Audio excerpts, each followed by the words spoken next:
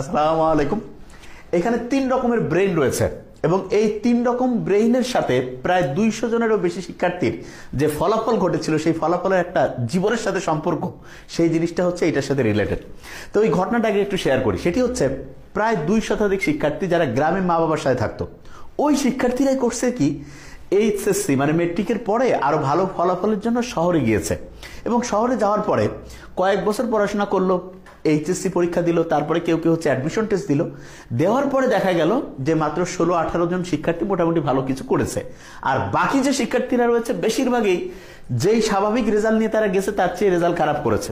এখন তাদের আসলে ঘটেছিল কি সেটা বুঝতে গেলে এই 3টা ব্রেইনকে আমাদের অ্যানালাইসিসের মধ্যে আনতে হবে। তো এইটা বোঝার আগে আমরা গোল্ড ফিশের নিশ্চয়ই নাম শুনেছি।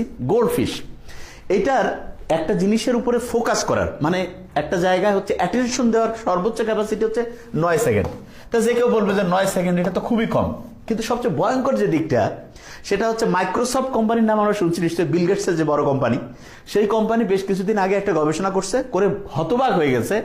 বেশিরভাগ মানুষ 8 সেকেন্ড আছে না, 8 সেকেন্ড পরেই আর একটা জায়গায় ঠিকভাবে মনোযোগ ধরে রাখতে পারছে না। তার মানে আমাদের যে মনোযোগের ক্যাপাসিটি আগে অনেক ভালো ছিল, সেটা কত ভালো ছিল। অ্যান্ড্রু কার্নেগির একজন নাম রয়েছে, ইনি ছিলেন 1835 সালে জন্ম নেয় আমেরিকার একজন হচ্ছে বলা যায় সবচেয়ে ধনী মানুষ। প্রথম জীবনে খুবই গরিব ছিল, পরবর্তীতে ধনী হয় এবং উনি অনেক অনেক হচ্ছে সম্পদ অর্জন করে। সমস্ত হচ্ছে যে ওটাকে বলবো যে এজেন্সি যারা হচ্ছে যে রাষ্ট্রের বিভিন্ন গোয়েন্দা বাহিনী, তারা চিন্তা করছিল ইনি এত টাকা করলো কি করে। সব খোঁজাখুঁজি করে যখন কোনো রকমের দুর্নীতি কোনো রকমের অবৈধ কিছু পায়নি, তখন ওনাকে জিজ্ঞেস করলো যে আচ্ছা আপনার এত যে হচ্ছে যে বিজনেসের মধ্যে সাকসেসফুল হওয়ার মূল রহস্যটা কি। তো উনি তখন বলছে যে আমি 5 মিনিট একটা জিনিস নিয়ে একদম মনোযোগ দিয়ে চিন্তা করতে পারি। তো সবাই বললো এত কম, এটা তো খুবই সহজ। তখন তাদেরকে জিজ্ঞেস করা হয়েছিল ঠিক আছে আপনারা চেষ্টা করে দেখুন পারেন কিনা। বেশিরভাগ জন 2.5-3 মিনিট 3.5 মিনিট করে হচ্ছে ফোকাস রাখতে পেরেছিল। তার মানে ভালো ভালো অফিসিয়াল তারা 3-3.5 মিনিট পর্যন্ত রাখতে পারতো, আর অ্যান্ড্রু কার্নেগি 5 মিনিটের বেশি। তার মানে জীবনে সফল হওয়ার ক্ষেত্রে ফোকাস ধরে রাখার মারাত্মক গুরুত্ব রয়েছে। এখন আমাদের এই ফোকাস ধরে রাখার ক্যাপাসিটি মাত্র 8 সেকেন্ডে নামছে অধিকাংশ মানুষের, এবং এটা কি কারণে সেটা ইনশাআল্লাহ আমরা আবিষ্কার করার চেষ্টা করব। এখন যে জিনিসটা মোস্ট ইম্পর্টেন্ট সেটা হচ্ছে বর্তমান সময়ে কোকেন, হিরোইন, মরফিন, এই যে বিভিন্ন নেশা জাতীয় জিনিস আছে, এইটা যতটা ক্ষতি করে তার চেয়ে বেশি ক্ষতি করে যে কোনো রকমের হচ্ছে অশ্লীল ভিডিও ছবি যে রয়েছে এগুলো। আর অনেকে বলবে যে ভাই এটার কারণটা কি। এটার কারণটা হচ্ছে আমরা যে 3টা ছবি দেখিয়েছিলাম সেখানে আবার ফিরে যাব।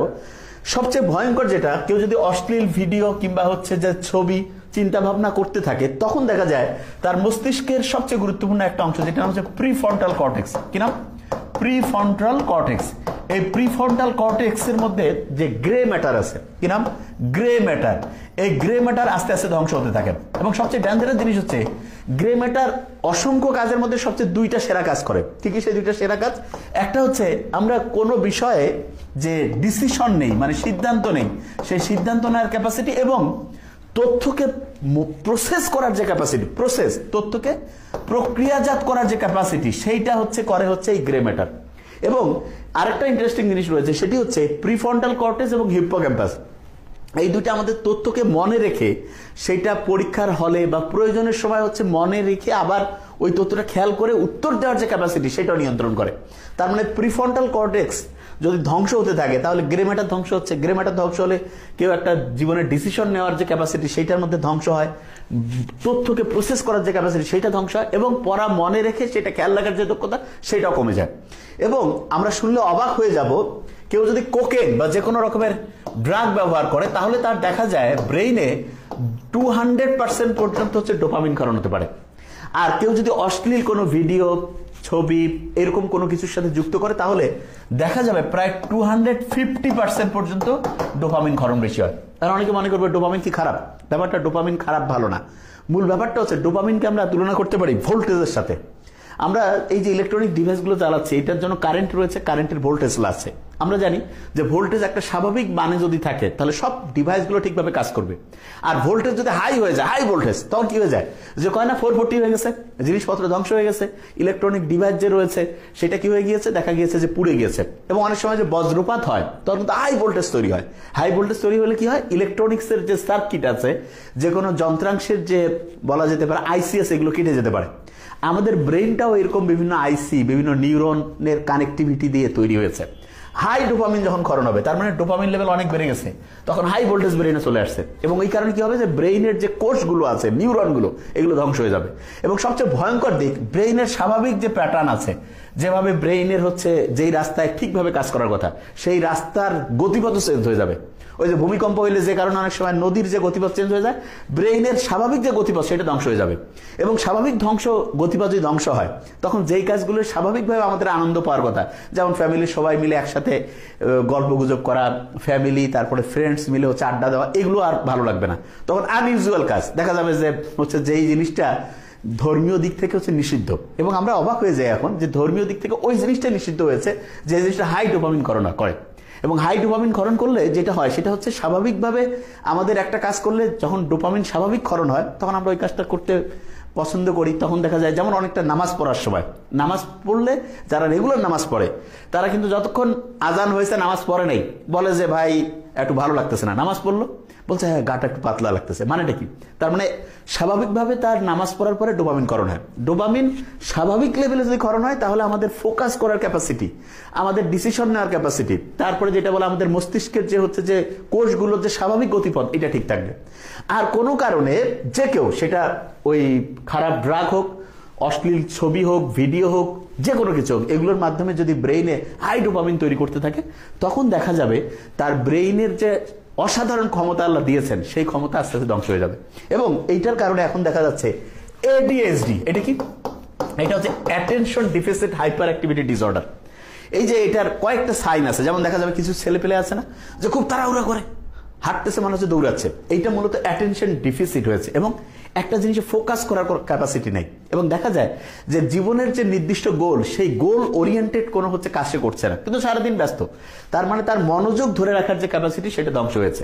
এবং এই কারণে দেখা যায় আগেকার দিনে যখন আমাদেরকে এই যে পাক ভারত উপমহাদেশের মানুষজনকে শাসন করত, তখন বিভিন্ন কি দিয়েছিল, মানে হচ্ছে বলা যেতে পারে মদ, তারপরে নেশা জাতীয় জিনিস ধরাই দিয়েছিল। আর এখন মুসলমান বা অন্য যে কোনো ধর্মের যারা তরুণ ছেলে মেয়ে, তাদেরকে ধ্বংস করার জন্য এই যে অশ্লীল ভিডিও, তারপর হচ্ছে কি বলে ছবি, এই যে অপ্রয়োজনীয় হচ্ছে নগ্ন হচ্ছে ইনস্টাগ্রাম ছবি, এই যে জিনিসগুলো, এগুলোর মাধ্যমে ব্রেইনে হাই ডোপামিন ক্ষরণ হচ্ছে এবং ব্রেইনের কোষগুলিকে ধ্বংস হচ্ছে। আমরা ওই ছবিতে একটু পরে যাব।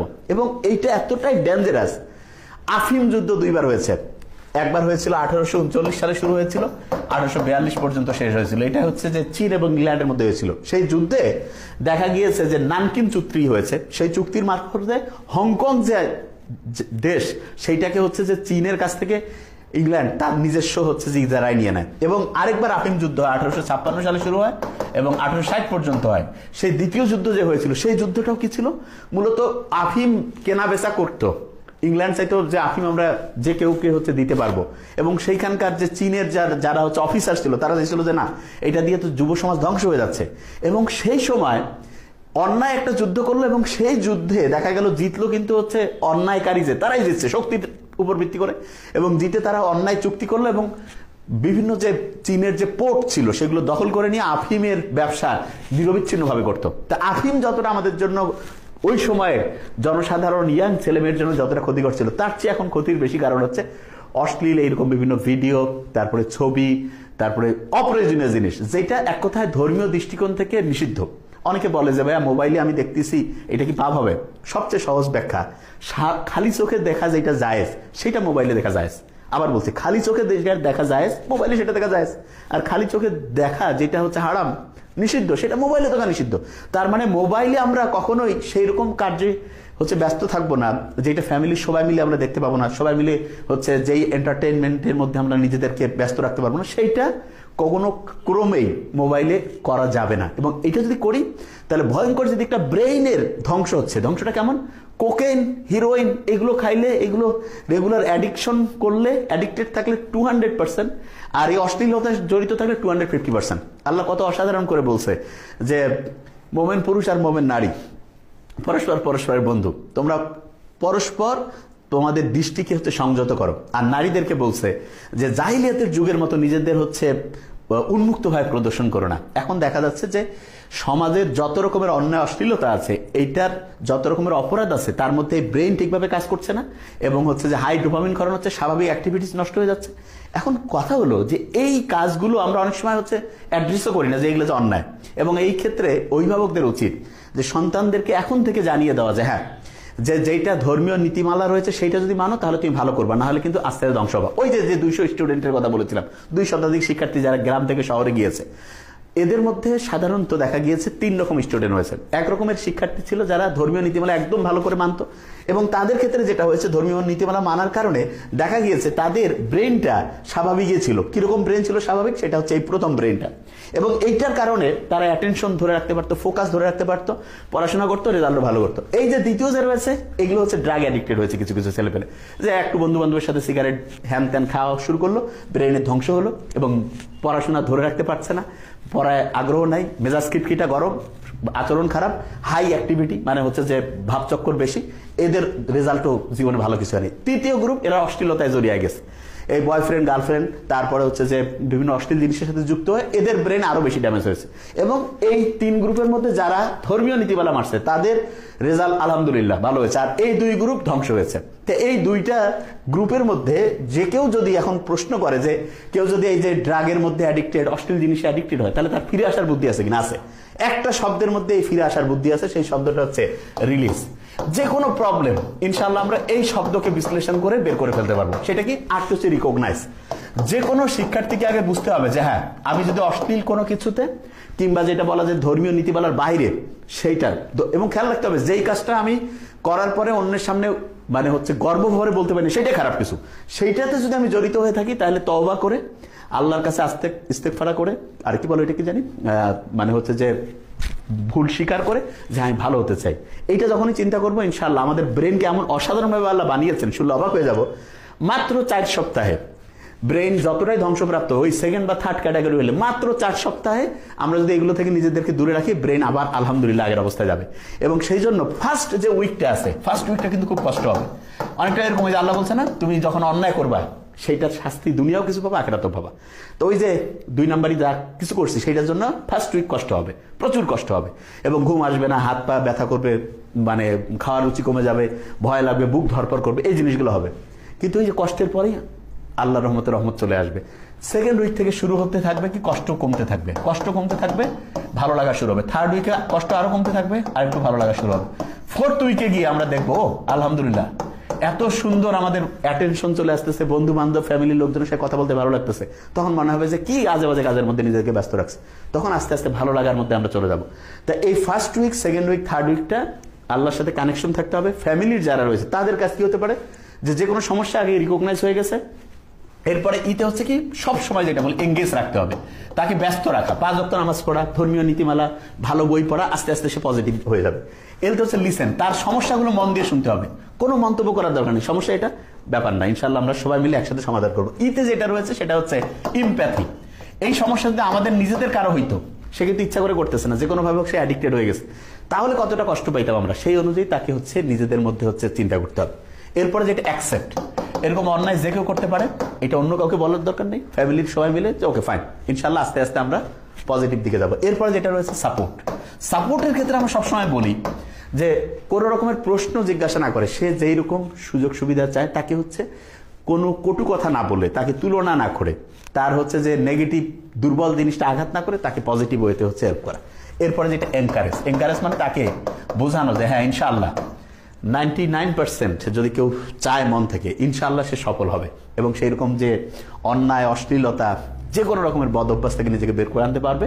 এবং খেয়াল রাখতে হবে অন্যায় যেটা করছে আল্লাহ কিন্তু আমাদের বানিয়েছে, আমাদের মধ্যে ভালো খারাপ সব বৈশিষ্ট্য আছে, খারাপ বৈশিষ্ট্যটা কারোর মধ্যে সঙ্গত সে কোনো কারণে যদি প্রকট হয়, চাইলে আমরা ধর্মীয় বই পড়ে ভালো মানুষজনের সাহচর্য থেকে ইনশাআল্লাহ খারাপ জিনিসগুলোকে দূর করে আস্তে আস্তে ভালোর দিকে যেতে পারি। এবং যখনই একটা ফ্যামিলি, একটা সোসাইটি ভালোর দিকে যাবে, অটোমেটিক দেশ এবং মানুষ অসাধারণ হবে। Thank you so much. আসসালামু আলাইকুম।